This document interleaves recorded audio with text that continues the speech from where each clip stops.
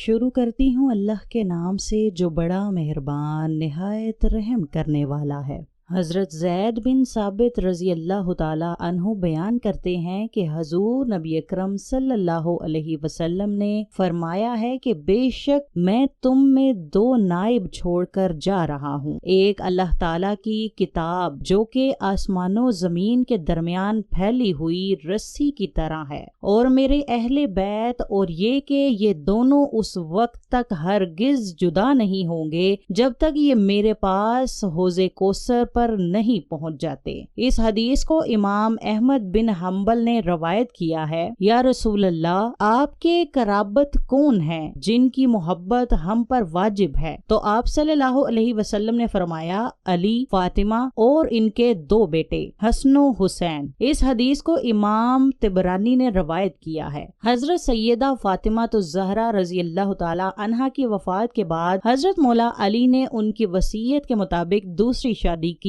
हजरत हसन रजी अल्लाह ताला अन्हु और हजरत हुसैन रजी अल्लाह ताला अन्हु और हजरत ज़ैनब रजी अल्लाह ताला अन्हा अभी छोटे थे। आपने सैयदना अकील रजी अल्लाह ताला अन्हु को रिश्ता देखने के लिए कहा तो कलबसी बनु कलाब के कबीले का इंतखाब हुआ। हजरत सैयदना अली की ख्वाहिश थी कि कोई ऐसी खातून हो जो शुजात, सखावत और इसार की खसूसियात से माला माल हो। बनु कलाब की खातून हजरत फातिमा बिनते हज़म के घर रिश्ता भेजा तो सरदारे हज़म अपनी बीवी के पास गए और पूछा कि हजरत अली का बेटी फातिमा के लिए रिश्ता आया है, क्या आपने अपनी बेटी की ऐसी तरबियत की है जो नबी के खानदान में ब्याही जा सके? रिश्ता कबूल होता है तो हजरत फातिमा बिनते हज़म सैयदना उम्मुल बनीन हजरत अली के घर जाती हैं तो सैयदना हसन हुसैन और फातिमा को गले लगा लेती हैं। हजरत अली से दरख्वास्त करती हैं कि इन बच्चों के सामने आप मुझे कभी फातिमा मत कहिएगा, इन्हें इससे इनकी माँ याद आएगी। मैं इस घर में इनकी माँ बनकर नहीं आई बल्कि कनीज बनकर आई हूँ। मेरा ये मुकाम नहीं है कि उनकी माँ की जगह ले सकूं। उसके बाद आपने उन्हें बेटा नहीं कहा बल्कि हमेशा मौला कहती रही। उनके 4 बेटे हुए इसलिए उन्हें उम्मुल बनीन भी कहते हैं, मतलब बेटों की माँ। अपने बेटों को हमेशा हजरत हसन और हजरत हुसैन की तरफ अतात का हुक्म दिया, अदब सिखाया और कहा जो वो कहें बस हुक्म बजा लाना है, बहस नहीं करनी। ये अहले बैत हैं, हम उनके नौकर हैं।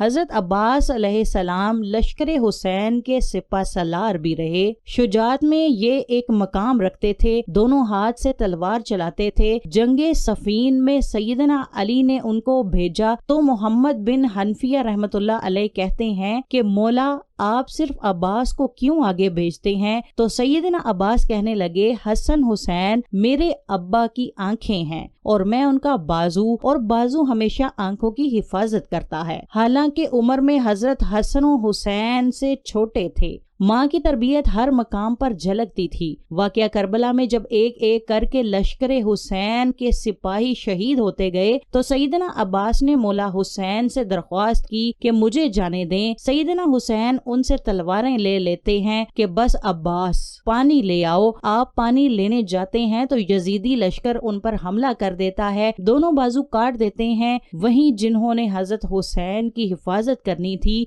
घुटने में तीर लगता है। हुसैन आली मकाम की आंखें भर आती हैं। सैयदना अब्बास हुसैन से दरख्वास्त करते हैं कि मेरे घुटने से तीर निकाल दें और कहते हैं कि मौला मेरी वालदा से कह दीजिएगा कि अब्बास के दोनों बाजू नहीं थे इसलिए सिर्फ आपको तीर निकालने का कहा। ये वो अदब था जो अतात थी, जो सैयदना उम्मुल बनीन की तरबियत थी, जिन्होंने सारी जिंदगी नबी के उस घराने की कनीज बनकर गुजार दी। आपके 4 बेटे उस जंग में शहीद हो गए। हजरत अली के 5 बेटों ने उसमें जामे शहादत नोश किया, जिसमें 4 सैयदा उम्मुल बनीन के फर्जंदान थे जो लश्कर हुसैन का ना सिर्फ हिस्सा बने बल्कि इमाम आली मकाम पर अपनी जान तक कुर्बान कर दी और सारी उम्र कभी जुबान पर कोई सवाल न लाए। सैयदना उम्मुल बनीन को जब अपने 4 बेटों की शहादत की खबर मिली तो फरमाने लगी, छोड़ें, मेरे मौला हुसैन का बताएं। तो बताया कि वो भी शहीद हो गए। तो कहने लगी, क्या मेरे बेटे बाद में शहीद हुए? हजरत हुसैन से तो बताया कि नहीं, वो पहले शहीद हुए और हजरत हुसैन की हिफाजत के लिए भी بھی لڑے تو شکر ادا کیا کہ انہوں نے بے شک حق ادا کیا ہے۔ یہ وہ ماں تھی جو اہل بیت کے مقام کو سمجھتی تھی، جس نے اپنے سارے بیٹوں کو ساری عمر صرف اطاعت سکھائی، ادب سکھایا، خود کو اس گھر کی کنیز بنایا اور سیدنا حسن و حسین کو بیٹا نہیں ہمیشہ مولا کہا۔ خدا ہم سب کو اہل بیت کا مقام سمجھنے اور ان کا ادب و اطاعت کرنے کی توفیق عطا فرمائے۔